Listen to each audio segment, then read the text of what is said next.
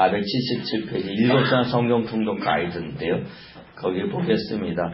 성경 읽을 때 구슬이 서말이라도 깨어야 보배란 말이 있듯이 성경 읽을 때 전체를 보는 관점을 잘 잡고 금맥을 잡으면서 읽어야 된다는 거예요.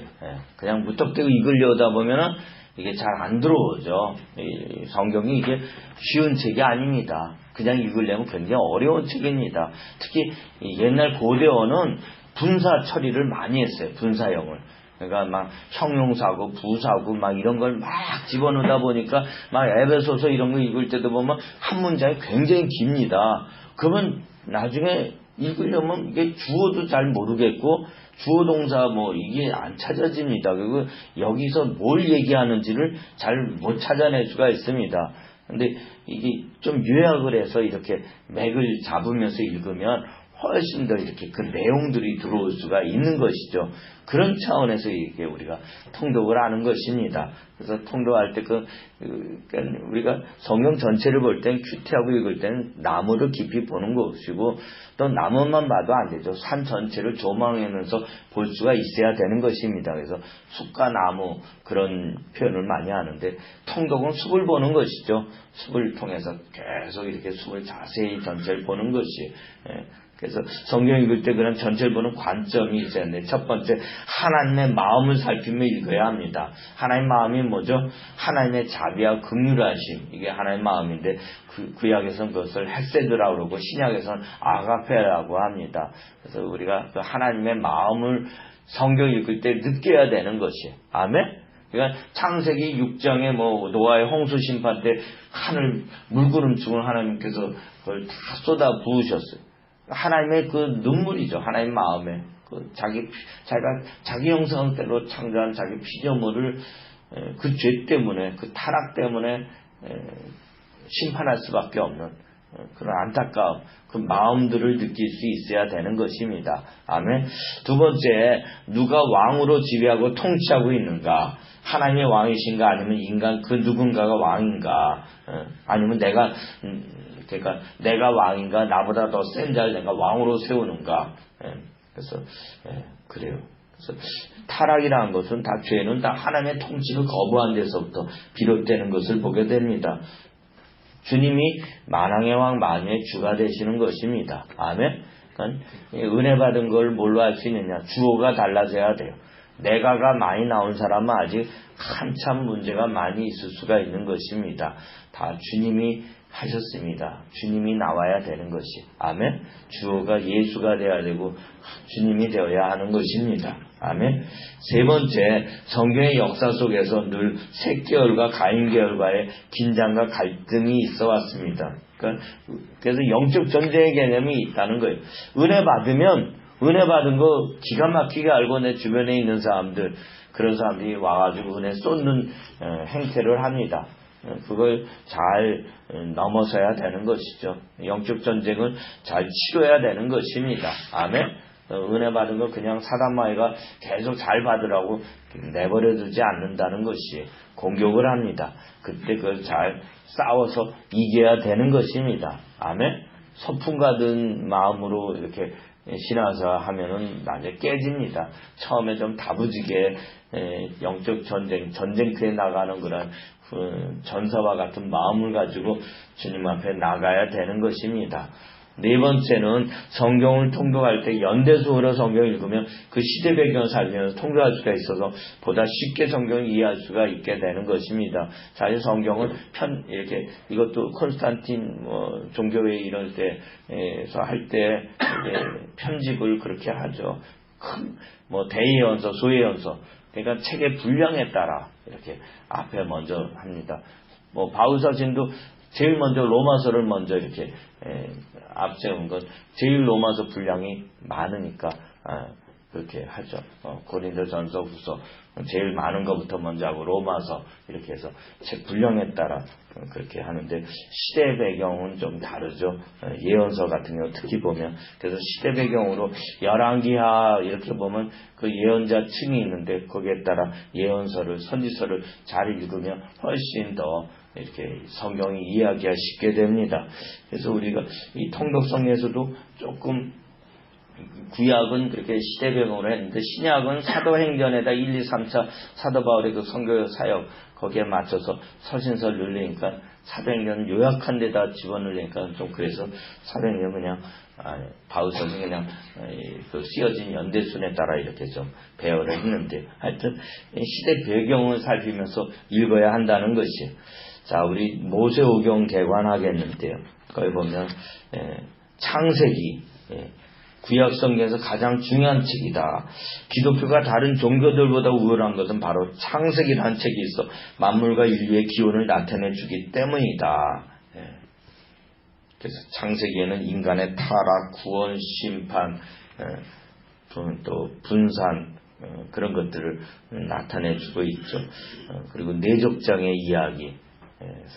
내족장은 하나님 특별하게 선택된 아브라함, 이삭, 야곱, 요셉을 통해서 언약을 맺으시고 그 언약을 이루시는 하나님의 그 은혜의 역사를 기록하고 있는 것을 보게 됩니다. 그래서 하나님은 우리에게 언약을 주시고 그 언약을 우리가 믿음으로 순종하고 나아가면 축복을 받는 것입니다. 아멘. 그래서 창세기의 그 언약 말씀들을 우리가 성경 읽을 때 그러니까 우리는 하나님의 언약의 말씀을 붙잡아야 돼요. 32,500가지의 뭐 축복의 말씀, 그 언약의 말씀을 우리가 성경 읽을 때 아멘하고 받아들여야 되는 것이죠. 아멘. 그래요. 그래서 보면 뭐 요절 보면 창세기 1장 28절, 뭐 창세기 12장 2, 3절, 창세기 18장 18절, 19절 18절 19절 같이 읽겠습니다. 479페이지 가운데 보면 아브라함은 강대한 나라가 되고 천한 만민이 그로 말미암아 복을 받게 될 것이 아니냐. 내가 그로 그 자식과 권세에게 명하여 여호와의 도를 지켜 의와 공도를 행하려고 그를 택하였나니 이는 나 여호와가 아브라함에게 대하여 말한 일을 이루려 함이니라. 하나님께서 아브라함을 택하시고 부르신 이유와 목적이 나와 있습니다. 여호와의 도를 지켜 의와 공도를 행하려고 그를 택하였다. 아멘. 그래요. 자, 우리 두 번째 출애굽기 보면 애굽의 요셉의 가족, 야곱의 가족, 70가족이 내려가서 거기서 있는데 요셉을 알지 못한 바로 왕이 나타나서 이스라엘 백성들을 이제 억압을 하고 노예살이, 종살이 하게 하죠. 그래서 430년 동안 애굽에 내려가서 이스라엘 백성들이 종살이를 하게 되는데요. 근데 거기서 하나님께서 인큐베이터에서 신생아가 자라나듯이 이스라엘 야곱의 족속을 위대한 민족으로 하나님께서 세우십니다. 430년 만에 무려 60여만 명이 돼요. 어른 장정만, 남자 숫자만 센 거죠. 그러니까 어린아이 부녀자까지 다 치면 200만 명이나 되는 대민족을 이루게 해요. 그러니까 70명이 60만 명 됐다. 거의 10,000배 가까이 인구 증가가 된 것입니다. 세계 역사에 이렇게 크게 증가된 유례가 없습니다. 하나님의 특별한 경륜인 것이죠. 그래요. 그리고 그 때가 됐을 때 하나님께서 하나님이 준비하신 종 모세를 통해서 출애굽의 대역사를 일궈내십니다. 그러니까 늘 하나님께서 어떤 그 돌파를 하시고 어떤 역사를 일으키실 때 보면 어떤 사람이죠? 준비된 하나님의 사람. 하나님께서 준비하셔서 사람을 통해서 그걸 하게 하십니다. 그래서 우리가 뭐 사사시대에서 왕정시대 열 때에도 3회 선지자를 통해서 또 예수님이 오실 때 주의 길을 예비하는 세례 요한을 통해서 준비하는 자를 통해서 하나님께서 새 시대를, 부흥의 시대를 열어가시는 것을 보게 되는데요. 그래서 늘 우리가 하나님 앞에서 준비된 종으로서 그런 모습들이 우리 가운데 있어야만 할 것입니다. 아멘. 자, 보면 모세를 통해서 10가지 재앙을 애굽에 내려 바로 왕을 무릎 꿇게 하시죠. 당시 최대 강대국 왕 거의 뭐 신격화되어 있는 바로 왕을 무릎 꿇게 하십니다. 그래서 이 땅에 어떤 왕도 하나님을 대적할 수가 없음을, 그 뒤에 뭐 느부갓네살, 헤롯 왕, 시저, 로마 왕제 다 무릎 꿇게 되죠. 하나님 주님 앞에. 그래요. 그러면서 이제 출애굽 시키시는데 광야길로 인도하십니다. 블레 사람 땅의 길이 아니라. 왜죠? 하나님의 백성이자 군사로 훈련시키기 위해서 광야길로 인도하신다는 거예요. 그러니까 예수 믿는다고 다 되는 게 아니라 훈련이 필요하다는 거예요. 아멘.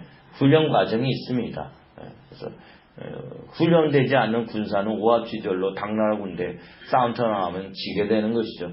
훈련이 필수적인 것이. 그리고 훈련을 그러면 광야에서 하나님 뭘로 시켰는가? 480페이지 보면 십계명과 성막설계도 그리고 제사장 규례를 그 시내광야에서 모세가 받습니다.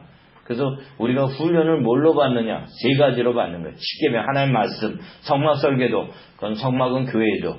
교회를 통해서, 또 제사장은 주의종을 통해서, 그러니까 교회와 주의종 목사님과 말씀을 통해서, 하나님 말씀을 통해서 훈련받는 것입니다. 근데 오늘날 많은 분들이 보면 교회를 통해서 훈련 안 받으려고 그래요. 집에서 혼자 예배 드리는 분들이 있어요. 그건 제대로 안 되는 거죠. 인터넷 예배 드리고 안 되는 것입니다. 그리고 또 말씀은 들어와 있는데 주의종이 안 들어와서 늘 주의종을 이렇게 막 깎아내리고 주의종에 대적하고 그러면 척을 두고 그러면 안 되는 것이. 주의종이 들어와야 되는 것입니다. 주의종의 말씀을 순복하면서 내가 훈련되어지고 자기 부인이 되어지게 되는 것입니다. 아멘. 그래서 이 출애굽기에서는 출애굽 사건과 시내산 사건을 우리가 잘 기억해야 할 것이고요. 자, 민수기 보면 원래 이 히브리어 원어 성경엔 바미드바르 이렇게 시작이 되죠. 광야에서. 근데 히브리어 원어 성경은 그 책 제목을 맨 첫 글자를 책 제목으로 삼는다고 그래요. 광야에서가 책 제목이에요. 그런데 우리는 이 민수기라고 그러죠. 왜? 광야에서 1, 2차 인구조사한 것, 그것이 큰 사건이기 때문에 인구 센서스, 호적조사하듯이 그래서 민수기 그렇게 부르는데 정확히 말하면 민수기는 바미드바로 광야 훈련 일지인 것입니다. 아멘. 훈련의 장소를 하나님께서 광야에서 훈련받게 하시면서 그 있었던 그 훈련 일지, 사소한 소소한 일들 그런 걸 다 민수기에서 기록하고 있는 것이죠. 그래서 40년 동안 유리방화하는데 그 유리방화하는 광야 세 광야 이름이 바로 시내 광야, 바란 광야, 아라바 광야, 모압 평지 아라바 광야 세 광야인 것이죠. 그래요. 바람강연 가데스바네에서 정탐구 보냈다가 원망무패하면서 이제 하루 정탐한 날씩 1년으로 쳐서 40년 동안 유리방하게 되는데 하여튼 40년 동안 광야에서 유리방화하면서 하나님께서 이스라엘 백성들 훈련시킨 훈련 그 핵심 요지 한 문장으로 말하라. 그건 뭐죠? 하나님 말씀에 순종하면 살고 불순종하면 죽는다. 그거라는 거예요.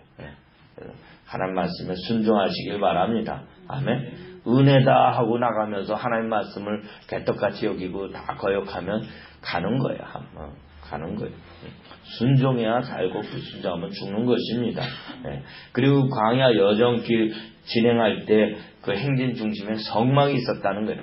그러니까 교회를 통해서 우리가 훈련을 받게 되는 것입니다. 그리고 성막 성교 레이지파 그 중심에 있었고 그리고 앞에서 인도하는 지파 유다 지파 찬송이라는 뜻의 유다 지파인데 그래서 우리가 찬양하면서 나아가면 광야 여정 인생길이 길이 열리고 풀어지게 되는 것입니다. 그래요. 하여튼 중요한 것이 레이지파 주의종이 중요한 거예요. 주의종 잘 만나야 되는 것이고 목자가 양을 따라가면 안 되는 거예요. 요즘 보면은 평신도들이 은혜 받았다고 해서 막 이래가지고 권위를 세우고 주의종을 막 이렇게 하는데 기름 부은 주의종 함부로 하면 안 되는 것입니다. 그래서 질서의 하나님이세요. 그래서 장로님들이 절대 목사님을 이렇게 넘어서면 안 되는 것이에요. 리더십을. 그래서 양이 목자 보고 따라오라면 안 되죠. 그런 양이 있을까요? 없을까요? 동물에서는 없어요. 근데 이 영적 세계 우리의 경우에는 있어요. 그럼 잘못된 거예요. 양이 목자를 따르면 안 돼요. 양이 목자를 따라야지 목자 보고 양이 따라오라고 그러면 안 되죠. 자, 레위기 보면 훈련의 목적. 뭐죠? 왜 훈련시키느냐? 거룩하게 하기 위함인 것이에요. 키워드가 거룩입니다. 레위기. 하나님 백성으로 이스라엘 백성들이 살아가려고 그럴 때 어떻게 살아야 되는지 그 구체적인 율법으로 거룩을 말씀하고 있는 것입니다. 너희는 거룩하라. 나 여호와 이는 나 여호와 너희 하나님 거룩함이니라. 그래서 거룩이란 말씀이 뭐 동사, 형용사, 명사에서 모두 261번 나온다고 그러는데요. 거룩. 거룩해야지. 이게 악화가 양화를 구축한다. 더러운 건 쉽게 오염됩니다. 그래서 거룩하기가 쉽지 않아요. 오염되기가 쉬워요. 그래서 메르스 누가 이렇게 딱 걸리면 그게 쉽게 전파되어지는 거예요. 전염병이 쉽게, 나병이 한번 공동체에 딱 들어와 버리면 쉽게 전염이 돼서 다 나병 걸리는 거예요. 그때 나병을 철저히 나병 환자 뽑아가지고 격리시켜야 되는 것이죠. 메르스 사태 때 우리가 그걸 제대로 잘못해서 크게 혹독하게 대가를 치렀는데 그 대가를 치른 관해서 뭐죠? 그게 메르스 병에 걸리고 좀 병원 갔는데 병원 의사가 그 메르스 걸렸어요. 의사가 걸려버리니까 그 다음 환자 볼 때 다 옮겨버리는 거죠. 이거 문제가 되는 거예요. 그러니까 영적인 의사인 목회자들이 거룩해야 되는 거예요. 목회자가 영성 관리 잘해야 되는 거예요. 잘못된 게 들어와 버리면 그 목사로 인해서 다 잘못된 게 그럼 부흥사 목사님들이 보면 어떤 경우 보면 막 타락해가지고 그러면 자기가 주님 앞에 돌아가서 자기를 다시 회복시키는 과정을 거쳐야 되는데 그러지 않고 막 뭐 영적으로 공격당하고 문제가 생겼는데도 막 집회해버려요. 그러면 어떻게 되는 거죠? 그러면서 막 안수하고 막 이러버리면 안 좋은 걸 막 흐트러버릴 수가 있는 것입니다. 그래서 교회 전체가 오염되고 완전히 똥물로 완전히 그럴 수가 있어요. 그래서 주의 종이 거룩해 오염되지 않도록 성도들은 기도를 많이 해야 되는 것이고 주의 종은 그럴 때는 철저하게 주님 앞에 다시 자기를 깨트리고 회개하면서 나아가야 되는 것입니다. 아멘. 그러지 않으면 공동체 전체가 큰 위기를 겪게 되는 것이죠. 자, 레위기 먼저 거룩하신 하나님 앞에 나아가 거룩하게 되는 길로 5가지 제사법을 소개하고 있습니다. 번제, 소제, 화목제, 속죄제, 속건제. 무슨 얘기죠? 예배 드릴 때 우리가 하나님 앞에서 거룩하게 된다는 것이에요. 예배가 우리를 거룩하게 만든다는 것입니다. 예배를 많이 드리시면 그래도 안 드리는 것보다 훨씬 거룩해지는 것이고 하나님도 거룩하다고 인정하시는 것입니다. 아멘. 예배에 성공하시기 바랍니다. 예배를 잘 드리시기 바랍니다. 자, 거기 보면 485페이지 중간에 그리고 중간 바로 위에 같이 읽겠습니다. 그리고 485페이지 중간 위에 그리고 하나님께서는 레위기 19장을 통해 거룩의 진정한 의미를 말씀해 주시는데 그것은 가난한 사람과 거류민을 위해 추수할 때 밥 모퉁이를 남겨두고 이웃 사랑하기를 자신같이 사랑하며 애굽에서 노예였을 때 생각해서 거류민을 사랑하고 공평한 저울주를 사용하는 것이 바로 거룩임을 환기시켜주고 있습니다. 즉 다시 말해 이웃들과 바른 관계를 맺고 유지하며 지켜나가는 것이 거룩이라는 말씀입니다. 한마디로 거룩은 사랑이고 그 사랑의 행함이 따라야 한다는 것입니다. 아울러 정결한 몸을 위해서 위생관리를 잘하고 건강에 좋은 음식을 잘 먹고 건강관리를 잘하는 것이 거룩해지는 길임을 가르쳐주고 있습니다. 레위기 11장을 읽으면 젓가락장으로 우리가 몸 건강 위해 무엇을 먹어야 하고 먹지 말아야 하는지를 가르쳐주고 있습니다. 우리가 이웃사랑이 거룩이라는 거예요. 그리고 또 우리 몸을 잘 관리하고 잘 유지하고 건강하게 하는 게 거룩해지는 또 첩경이 또 된다는 것이에요. 그러니까 이 영혼육은 같이 연결되어 있습니다. 그래서 몸이 병들고 암 걸리고 당뇨 걸리고 이러면 내 영도 문제가 생겨져 버리게 되는 것이에요. 그러니까 건강관리를 잘해야 되는 거예요. 근데 저희는 건강관리 보니까 금식하고 모식 잘하면 건강관리가 돼요. 근데 금식을 안 하니까 건강관리가 잘 안 되는 걸 보게 됩니다.